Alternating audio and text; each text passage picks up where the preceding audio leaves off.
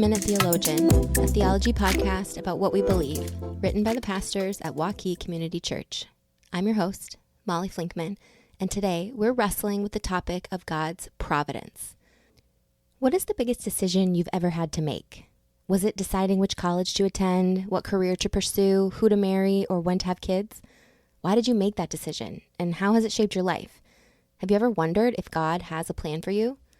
In our last episode, we discussed God's sovereignty, how God is always in control as he rules over all things. Related to this is the topic of God's providence. What is God's providence? Providence has been defined as the intentional exercise of God's sovereign will, by which he governs all actions of his creatures and through which he accomplishes his designs for history. Basically, this means that God is actively working to bring about his will, which is why John Piper calls providence God's purposeful sovereignty. Now, God's providence should not be confused with two popular yet unbiblical ideas. Some believe that God set the world in motion, but is now only a passive observer of it, an idea called deism. Others suppose that God doesn't actually know the future and say instead that he is simply good at predicting our actions, an idea called open theism. However, God's providence is neither passive nor merely a prediction of the future. Paul says in Ephesians that God works all things according to the counsel of his will. God is like the writer and the conductor of a symphony, arranging and leading history according to his sovereign purpose. What then is God's sovereign purpose? God's purpose is to glorify himself and to magnify his glory through people in relationship with him. This does not mean that God is selfish. God's purpose has actually made the best possible world.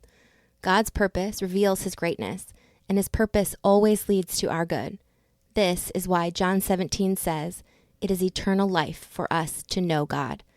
Your best possible life is to be in relationship with God, and by his providence, God promises that all who love him will experience the full goodness of his glory. So how will God bring about his purpose? What is God's sovereign plan? God's plan is to redeem a family to himself. His plan is for a multitude from every nation, tribe, people, and language. His plan is relational, and we see this family grow across the whole Bible story.